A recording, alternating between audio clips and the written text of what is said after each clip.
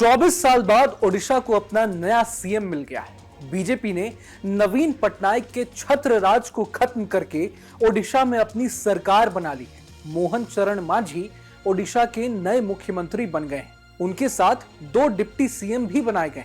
केवी सिंह देव और पार्वती परिदा को ओडिशा के उप मुख्यमंत्री का जिम्मा दिया गया है। लेकिन यह कोई पहली बार नहीं है जब किसी राज्य में बीजेपी ने सीएम के साथ साथ 2 उप मुख्यमंत्री भी बनाए हो। ऐसे में यह बड़ा सवाल है कि आखिर बीजेपी ने बड़े राज्यों में मुख्यमंत्री के साथ साथ 2 डिप्टी सीएम का मॉडल क्यों अपनाया है। इसके पीछे की स्ट्रैटेजी को समझना बहुत जरूरी है। नमस्कार, मेरा नाम रोहन शर्मा है और आप देख रहे हैं न्यूज नेशन।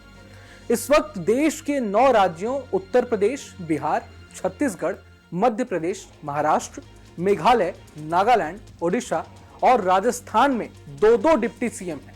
इनमें से 15 डिप्टी सीएम तो अकेले बीजेपी से, जबकि 3 कांग्रेस और 5 अन्य पार्टियों से हैं। बीजेपी ने सबसे पहले 2017 में उत्तर प्रदेश से इस मॉडल की शुरुआत की थी। तब बीजेपी ने योगी आदित्यनाथ के साथ साथ केशव प्रसाद मौर्य और दिनेश शर्मा को डिप्टी सीएम बनाया था। इसके बाद पिछले साल के अंत में हुए विधानसभा चुनावों के बाद भी बीजेपी ने इसी पैटर्न को रिपीट किया। राजस्थान, एमपी और छत्तीसगढ़ में जीत के बाद बीजेपी की सरकार बनी तो वहां भी 1 सीएम और 2 डिप्टी सीएम वाला फॉर्मूला लागू किया गया। इन सभी राज्यों में मुख्यमंत्री और 2 डिप्टी सीएम अलग अलग जातियों से थे। माना जाता है कि पार्टी ने इस कदम के जरिए सत्ता के 3 आयाम स्थापित किए। अब ओडिशा भी इस प्रयोग वाले लिस्ट में शामिल हो गया है।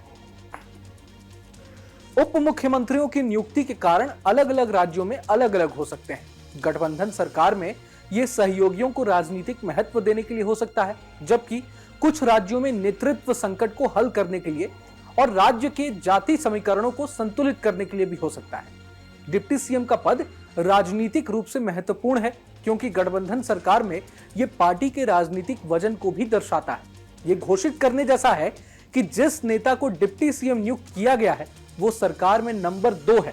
तो वहीं जानकारों का कहना है कि इस कदम से बीजेपी को हर राज्य में जातिगत समीकरणों को बेहतर ढंग से संतुलित करने में भी मदद मिलती है। उदाहरण के लिए यूपी की ही बात करें तो वर्तमान में सीएम योगी आदित्यनाथ राजपूत समाज से आते हैं, तो वहीं डिप्टी सीएम ब्रजेश पाठक ब्राह्मण हैं और केशव प्रसाद मौर्य ओबीसी समाज से आते हैं। हालांकि इस फहरिस्त में फिलहाल गुजरात जरूर अपवाद है। देश के कई बड़े राज्यों में बीजेपी ने 2 डिप्टी सीएम वाला मॉडल जरूर अपनाया है, लेकिन खुद प्रधानमंत्री नरेंद्र मोदी और गृह मंत्री अमित शाह के राज्य गुजरात में इस मॉडल को नहीं अपनाया गया। यहां 2021 में भूपेंद्र पटेल ने पदभार संभाला तो बीजेपी ने डिप्टी सीएम नियुक्त नहीं किया।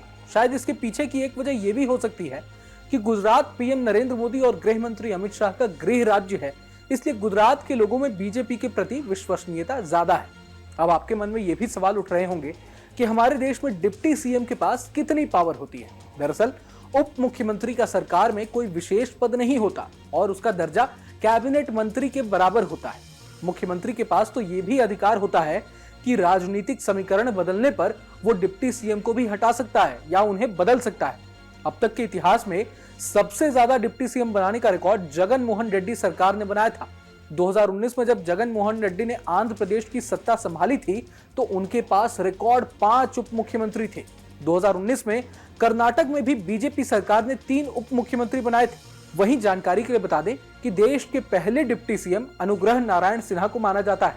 अनुग्रह नारायण सिन्हा आजादी के बाद से जुलाई 1957 तक बिहार के डिप्टी सीएम रहे थे। अगर आपको ये वीडियो पसंद आए तो लाइक करें और चैनल को सब्सक्राइब करें। वहीं तमाम बड़ी खबरों के लिए देखते रहें न्यूज नेशन।